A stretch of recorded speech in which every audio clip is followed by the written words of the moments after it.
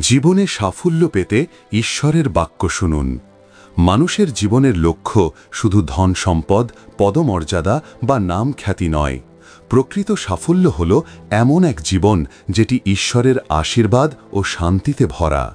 Bible শেখায় সাফল্য তখনই আসে যখন আমরা ঈশ্বরের ইচ্ছানুযায়ী চলি, তার বাক্য মানি এবং বিশ্বাসের পথে দৃঢ় থাকি। প্রভুর আশীর্বাদে যে সাফল্য আসে সেটি স্থায়ী, শান্তিপূর্ণ এবং পবিত্র হয়।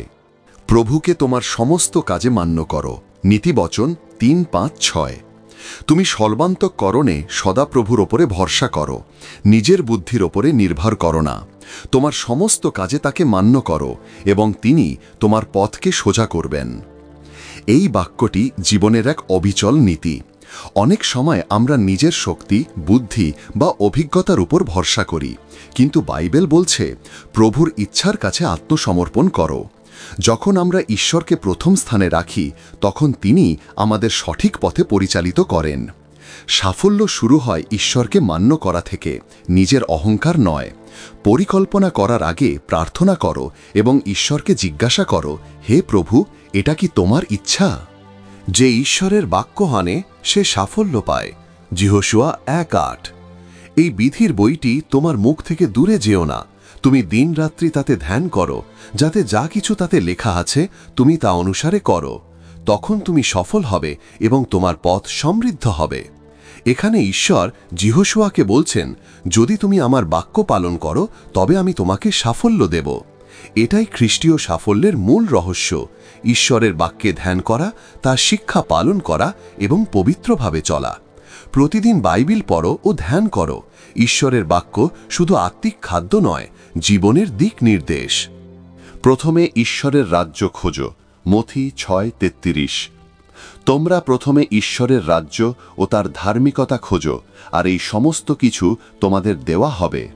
যখন আমরা জীবনের কেন্দ্রে ঈশ্বরকে রাখি, তখন বাকিগুলো স্বয়ংক্রিয়ভাবে ঠিক হয়ে যায়।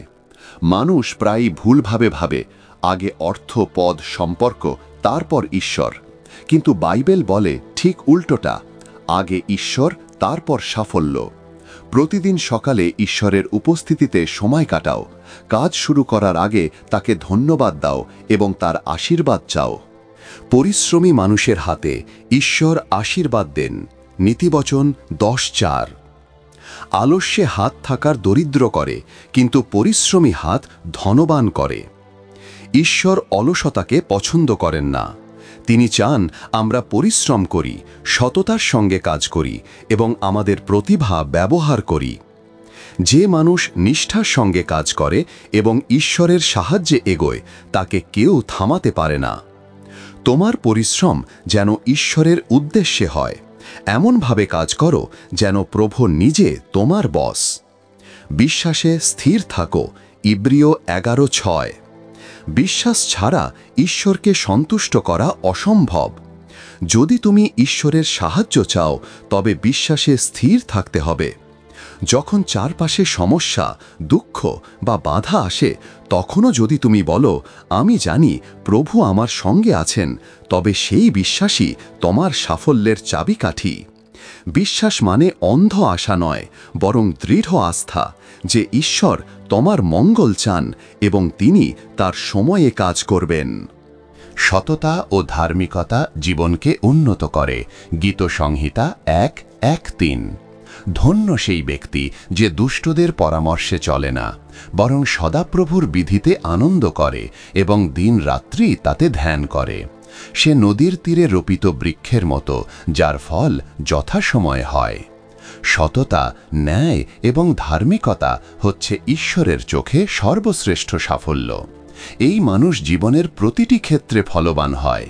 যেমন গাছ জল পেলে সবুজ হয়, তেমনি ঈশ্বরের বাক্য মানলে মানুষ জীবনের প্রতিটি দিকেই আশীর্বাদ পায়। ভয় করো না, আমি তোমার সঙ্গে আছি। যিশাইয়া 41:10। ভয় করো না, কারণ আমি তোমার সঙ্গে আছি। হতাশ হয়ো না, কারণ আমি তোমার ঈশ্বর। আমি তোমাকে দৃঢ় করব, আমি তোমাকে সাহায্য করব, আমি তোমার ডান হাতে তোমাকে ধরে রাখব। জীবনে অনেক সময় ভয় ও অনিশ্চয়তা আসে, কিন্তু বাইবেল বলে ঈশ্বর তোমার সঙ্গে আছেন, তাই ভয় করো না। যে ব্যক্তি ঈশ্বরের উপস্থিতি বিশ্বাস করে সে যে কোনো বিপদে সাহস পায় এবং জয়ী হয়। সাফল্য মানে শুধু জয় নয়, সাহসের সঙ্গে টিকে থাকা। প্রভুর উপস্থিতিতে সেই সাহস পাওয়া যায়। দান করো, প্রভু তোমাকে ফিরিয়ে দেবেন। লুক 6:38। দান করো আর তোমাদেরও দেওয়া হবে, ভালো পরিমাপ, ঠাসা, দুলিয়ে ভরা তোমাদের কোলে ঢালা হবে। সত্যিকারের সাফল্য আসে দানশীলতার মাধ্যমে। যে মানুষ অন্যের উপকার করে, সাহায্য করে, দয়ালু হয়, ঈশ্বর তার জীবনে দ্বিগুণ আশীর্বাদ দেন। তোমার সময়, ভালোবাসা ও সামর্থ্য এগুলো ভাগ করো। ঈশ্বর দানশীলদের ভালোবাসেন। ধৈর্য ধরলে আশীর্বাদ আসে। যাকোব 1:12। ধন্য সেই ব্যক্তি যে পরীক্ষায় স্থির থাকে, কারণ সে প্রমাণিত হলে জীবনের মুকুট লাভ করবে। সাফল্য একদিনে আসে না। ঈশ্বর প্রায়ই আমাদের পরীক্ষা নেন। আমরা কি সত্যিই তাকে বিশ্বাস করি? যে ধৈর্য ধরে সেই শেষে ঈশ্বরের প্রতিশ্রুতি পায়। যখন মনে হয় ঈশ্বর দেরি করছেন, মনে রেখো তিনি কখনো দেরি করেন না। তিনি নিখুঁত সময়ে কাজ করেন। প্রভুর আশীর্বাদেই সাফল্য আসে। নীতিবচন 10:22। সদাপ্রভুর আশীর্বাদেই ধন আসে এবং তাতে কোনো দুঃখ মিশ্রিত থাকে না। মানুষের পরিশ্রম সাফল্যের অংশ, কিন্তু শেষ আশীর্বাদ আসে প্রভুর কাছ থেকে। তিনি যদি তোমার উপর অনুগ্রহ করেন, তাহলে অল্পতেই তুমি প্রচুর ফল পাবে। তোমার সাফল্যের জন্য ঈশ্বরকে ধন্যবাদ দিতে ভুলো না। সবকিছুর উৎস তিনি। বাইবেল আমাদের শেখায় সাফল্য মানে শুধু বাহ্যিক উন্নতি নয়, বরং এক আত্মিক শান্তি, ঈশ্বরের সঙ্গে চলার আনন্দ এবং জীবনের উদ্দেশ্য পূরণ। সাফল্যের বাইবেলীয় পথ হল: 1. ঈশ্বরের বাক্যে ধ্যান করা। 2. সততা ও পরিশ্রমে অবিচল থাকা। 3. বিশ্বাস ও ধৈর্যে স্থির থাকা। 4.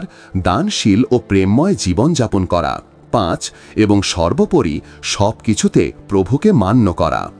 যখন তুমি এই নীতিগুলি মেনে চলবে, তখন ঈশ্বর তোমার জীবনে এমন আশীর্বাদ দেবেন যা মানব মনে কল্পনাও করা যায় না। হে প্রভু, তুমি আমার জীবনের পরিচালক। আমাকে শেখাও তোমার পথে চলতে, তোমার বাক্য মানতে, যেন আমার জীবন তোমার গৌরবে পরিপূর্ণ হয়। আমার পরিশ্রমে তোমার আশীর্বাদ দাও, আমার হৃদয়ে তোমার শান্তি রাখো। যিশুর নামে আমেন।